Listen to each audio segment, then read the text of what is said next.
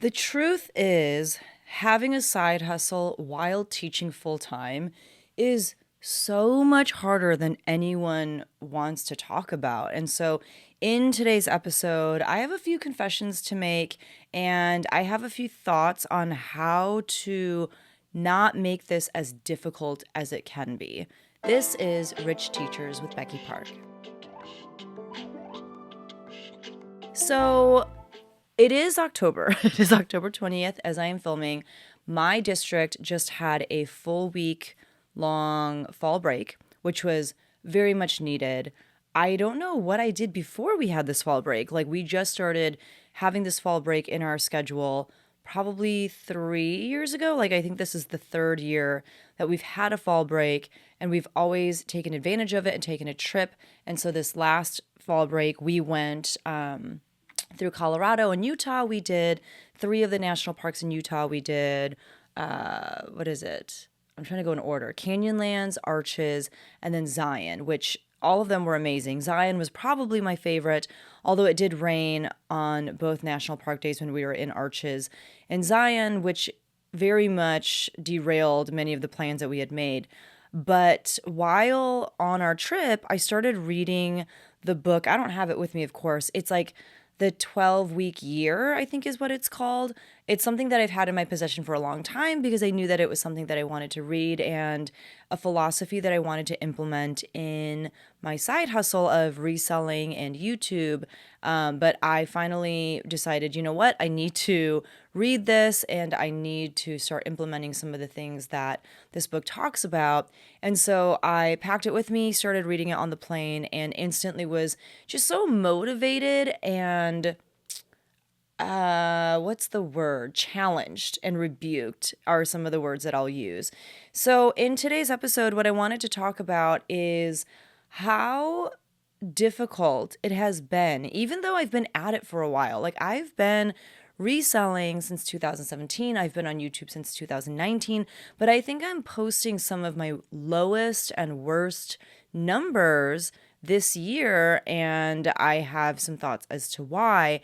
And I want to talk also about how to move forward from this. I don't want to just end the year and be like, well, I guess I just suck. And I guess like this is the trajectory of my business from here on. I think that there are things I can do about it, and a few changes that I've made already because of this book that I started reading that I think are helping steer me in the right direction. So, first, let's talk about why it's been so hard. It has been a couple months into the school year. Yeah, we're officially a couple months in, and a few things are happening. So, in my teaching career, in case you don't remember, I teach choir at a high school, which is a pretty demanding job. I have a before school ensemble. I direct three choirs. I also have a songwriting class. And this year I'm also teaching this thing called Academy, which is basically like 25 minutes with freshmen and then 25 minutes with sophomores. And it's supposed to be teaching them SCL type things like, you can do it. You can achieve anything you set your mind to. Like, it's those kinds of lessons. But ultimately, it ends up being a study hall, and like an intense study hall for me, in that I am wrangling kids into doing their work. I'm checking their grades with them. I'm actually sitting down with kids and doing algebra with them. I even tried to do a little geometry, which was awful. But it's not just me like sitting there and planning. There's a lot of work involved. And so it's just a lot less free time that I've been accustomed to, not necessarily at work, but like with work just not being as busy, if that makes sense. Like, during my plan periods, I could actually plan really quickly and then work on some stuff for my business. And I'm finding that that's near impossible now. So work has picked up a lot. And I remember someone leaving a comment on one of my videos on my reselling YouTube channel telling me, you know what, as your kids get older, you're going to find it so much harder to create space and time for your reselling business. And I was like, that's crazy because, when I started reselling, my kids were little. It was a lot of like nursing, and it was a lot of just keeping them alive as they learned how to walk and do different things. And I was like, I'm going to have so much more time as they get older and more independent. This lady doesn't know what she's talking about. But of course, she knew what she was talking about because as they get older, they don't need you as much, but they want you more, they want you to play with them. They want you to go outside and hit the volleyball around with them. Like they want more of you, which is a blessing, but it also means that there's less time for your side hustle. So the combination of my kids getting older, work still being demanding, even though, with me, I think this is my 15th or 16th year teaching. I feel really good as a teacher. Like I feel like I know what I'm doing. I feel like I'm in my groove. I remember having a conversation with my high school choir director from when I was in high school because I was really juggling back and forth with should I keep teaching or should I go all in on my side hustles and make that my full-time income? And I remember talking through it with him and him asking me like, what year is it now for you as far as teaching is concerned? And I told him and he was like, yeah, that's when it starts to feel really good. Like that's when you feel like finally the years of fumbling around are paying off and you feel like you know what you're doing, which is kind of a good feeling. And he's like, but I also understand the urge to walk away. And I think because I am feeling so good, like I just feel good when I'm up in front of the students. I feel good teaching the material. I feel good about my ability to help these kids go to college for music related things, to help them get into like all state music festivals. Like these are all things that I've gotten much better at. And so while I do feel like I'm excelling over there, it has been difficult because my businesses have been struggling. So, like I shared earlier, I do think I am posting some of the lowest numbers, both from YouTube, and this is for my reselling YouTube channel, which if you want to check it out for whatever reason, it's Becky Park on, no, it's not Becky Park on Poshmark anymore. It's Becky Park Co. I'm just not making as much through Google AdSense every month. And the main reason for that is because I'm publishing less videos than I used to. Like if you do less, you usually make less. And not only that, but I get really behind on some of my like time sensitive content. I publish a what sold video once a week. Although lately, sometimes it's been like I'm publishing them twice a week because I'm always trying to get caught up. And the what sold videos really are timely in that I share everything that sold for me in the span of 1 week, and I share a lot of information about all of those items, including where I picked up the item, how much I paid for the item, how much profit I made. But the catch is that for the reselling community and for people who enjoy watching that kind of content, they want that content to be current. So they get kind of frustrated when I get behind and I'm publishing content, in the form of a what sold video from stuff that sold like a month ago because I'm behind. And that's what's been happening because I just haven't been able to keep up. And furthermore, I have really great examples on my reselling YouTube channel in terms of videos that perform really well for me, and especially content that is evergreen, that, 2 or 3 years can pass and those videos will still get views. I'm just not creating a lot of that kind of content because, again, time. Like a lot of times those videos take a lot more planning, a lot more outlining. It's not me just looking at a spreadsheet that I would have made anyway for my bookkeeping and just kind of reciting off, things that have sold for me. Like this would actually take some effort on my end to create the kind of evergreen content that resellers want and can post some really big numbers. I'm talking, those are the kinds of videos where I get like 100,000 views. So the combination of not posting as much and probably not posting like the highest quality content that I can has resulted in a drop in my numbers when it comes to Google AdSense. And then I'm just not able to do as much reselling. Like I'm just not listing as many items as I typically would. And again, the less you do, typically the less you're going to earn. And it's been kind of disheartening every time I look at my numbers.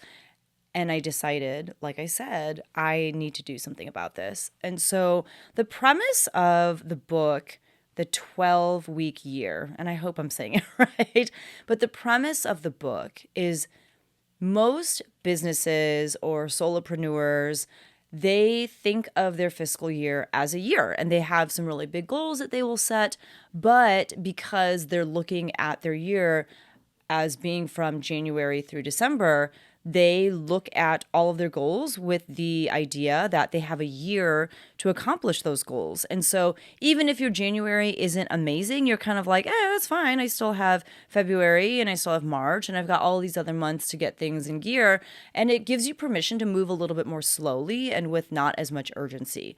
However, what the authors of this book kind of try to convince the reader to do is, instead of thinking of the year as 12 months, they ask the question, what happens if your year actually takes place within 12 weeks? So inside of a year, you actually have 4 years because you've broken up your year into 12-week chunks.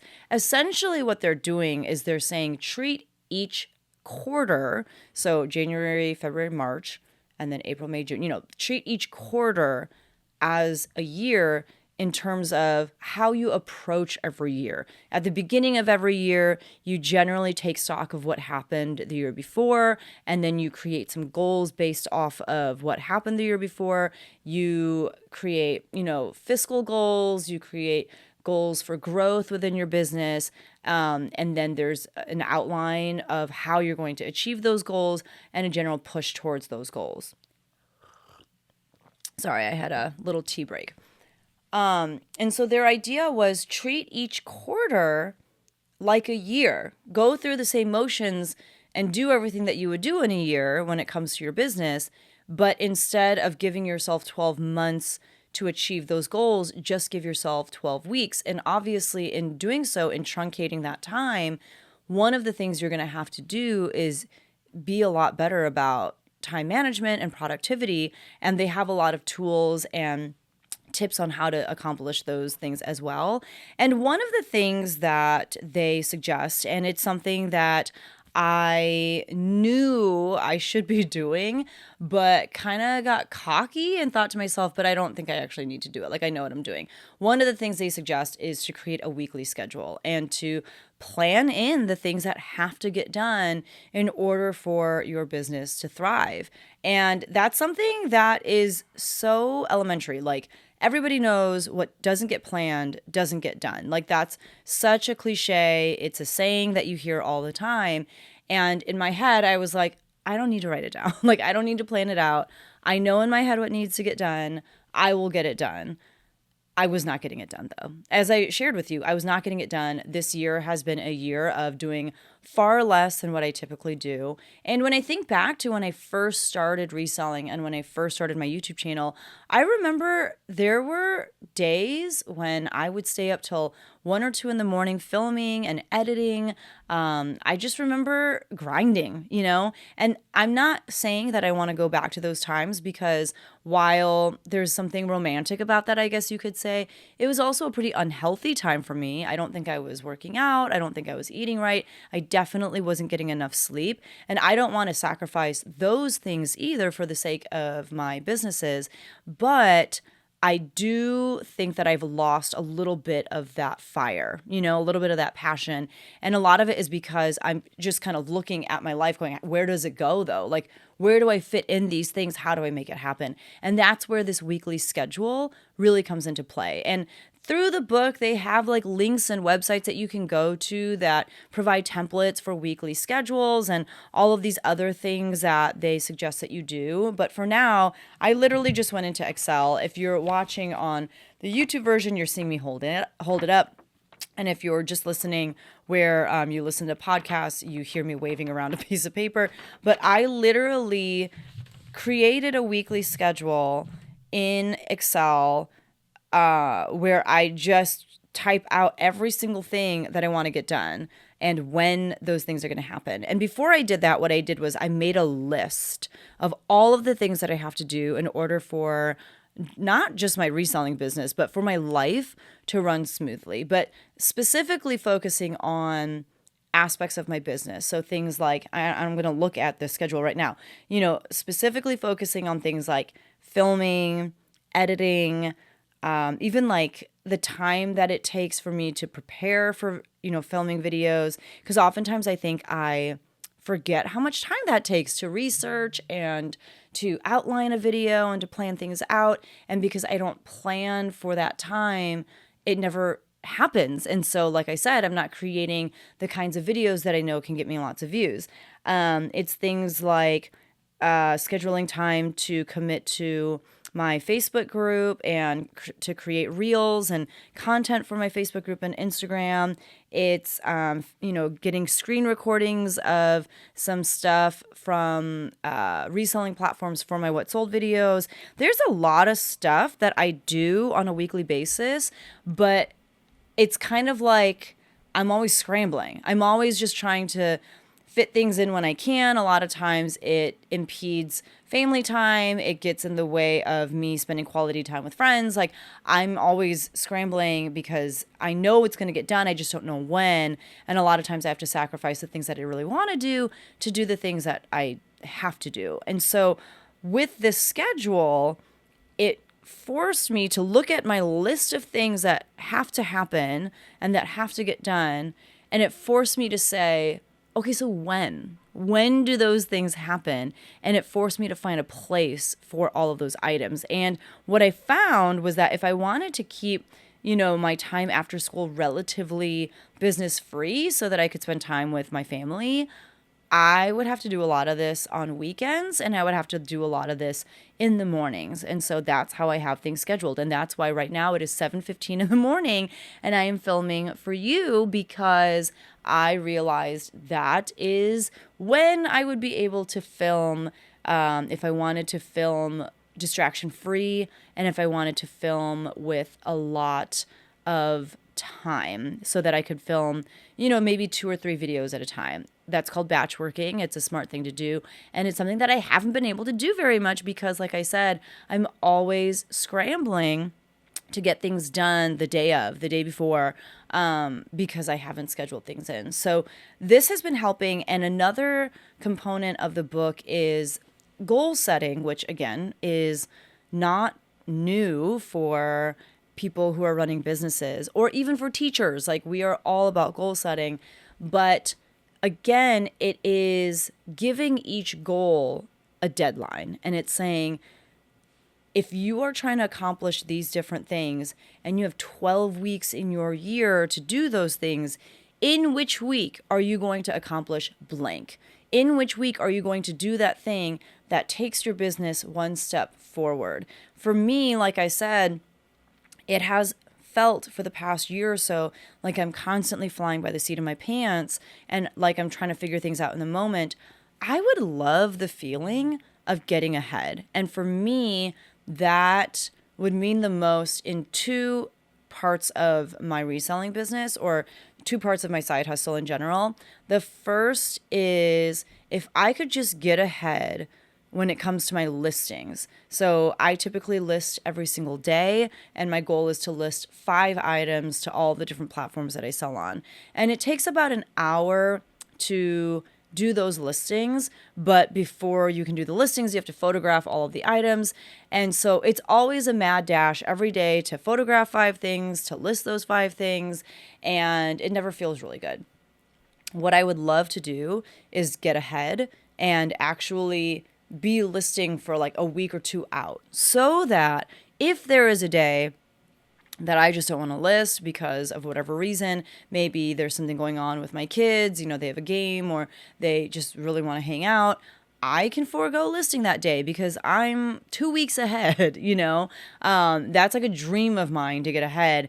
And so that is one of the goals that I have. And I have a plan in place for how I can start working ahead, which means I have to do a little extra work now because I have to do today's work and I also have to do the work of a future day.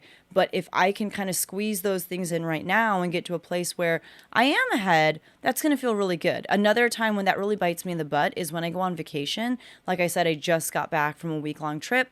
And in an ideal world, I would still be listing, my reselling platforms would still be active, even while I am hiking through the mountains and spending some really good time with my family. But that didn't really happen this last trip because of the fact that I was not ahead. I was, in fact, just very far behind. And so I would love to get ahead when it comes to my listings. And the second place that I would love to get ahead in my side hustles is with YouTube. If you are an avid listener and watcher of this channel, you know that I have not been posting very regularly. This is my first podcast episode or video in, like a couple months. And that's because of the fact that I don't know how to find the time to film and record for you guys.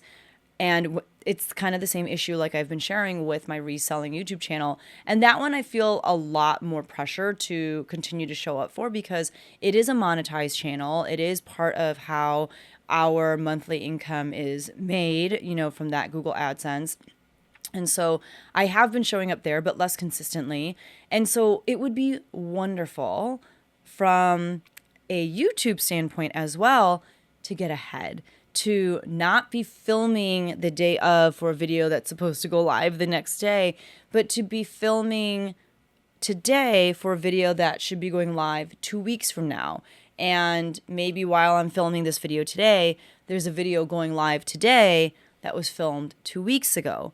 That would give me a lot more buffer, space, and time for life to happen and to not feel that sense of pressure all the time of like, oh my gosh, like you need to perform today. You have to do all this stuff today because I've built in that buffer. And so those are the kinds of things that I'm hoping to achieve for myself through the lessons that I'm learning in this book.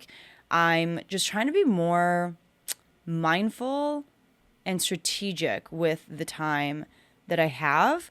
And this is helping so much. Now, this is literally the first week that I'm trying this particular method of like for real mapping out what I need to accomplish in the week and when I want those things to happen. But the last thing that I'll say is, and I am going to dedicate an episode to this, I was offered the opportunity to monetize on Facebook probably, I think it was in August. And they do this really cool thing for people who are starting out on, Facebook with monetization. They have these like breakthrough bonuses where if you create a certain number of reels over on your over on your Facebook as well as on Instagram, it's a different amount that they'll give you depending on how big your Facebook group is already. But every month, if you meet the criteria, I think it's like, it is kind of crazy. You have to post like 20 days on Facebook, like 2 reels a day or something like that, and then 10 reels on Instagram in the span of a month. But if you're able to do that, Facebook will give you a certain amount in the form of a bonus, plus any monetization that you make off of that content already. I had a very small Facebook page. I actually don't even know why I was invited to monetize through it. And it's like a business Facebook page. It's my Facebook page that was tied to my Instagram, and I didn't ever do anything over there. So I started really going all in on that just because I've seen evidence from other content creators that Facebook can be a really lucrative place to make money. And I don't know about you, like I am over on Instagram. I'm not on TikTok just because it is a bit of a time suck, but maybe because Facebook was my first social media platform, like just as a user. I remember when it came out and it was for college students, like you had to go to certain colleges in order to be approved to be on Facebook. Like I remember it being such a big deal, but that's where I'm most comfortable. Like Instagram is fine, but I love how on Facebook you can actually have conversations with people in the comments. And I don't know, it just feels more intuitive for me. So it wasn't hard for me to kind of go back to where I came from and to create Facebook content. And one thing I decided to do in conjunction with, just trying to be more serious about my time, I decided, you know what, if I'm struggling to find clarity with how I spend my time, and if I am struggling with just getting even the bare minimum done for my reselling business, I bet there are other resellers out there too who are in a similar life stage as me that are struggling in the same way. And if that's the case, maybe there is something I could create that would help both myself and my audience. And so I literally am launching today on my Facebook a challenge that I'm calling Finish Strong. And you better believe I enlisted the help of ChatGPT to help me figure out a lot of like how this would be organized and just like the different prompts and, all that kind of stuff. But essentially, it's a 6-week challenge where people can create goals for themselves, especially as we're in the final quarter of 2025. They can create goals and just get back on track so that they can finish the year strong. And I created this challenge, one, to improve engagement and boost numbers on Facebook because, that's going to help me as far as monetization over there is concerned. But I also created it because I think it's going to help me and I think it's going to help my audience. To have other people that you're accountable to, that really helps. And to publicly state your goals and intentions somewhere, even if it's just online, it helps. And it forces us to reckon with, the things that we said we're going to do and wanting to be people of character and wanting to be people who stay true to our word. And so with all of those things, my hope is that I'm going to end the year 2025 stronger and way more consistent than how I've been in the middle of the year. And my hope is that if I can end 2025 strong, that I can start 2026 with that kind of momentum, like that'll just be how I run my business. I'm always just ahead. I'm always making time for the things that matter. I have systems in place. And if that's the case, if I can create that model of success and create those systems in this final push of 2025, my hope is that it leads to a stronger 2026. So that's kind of where I've been. That's why I've been slacking. That's why I have not been posting as much over here as I would have liked. And it's because I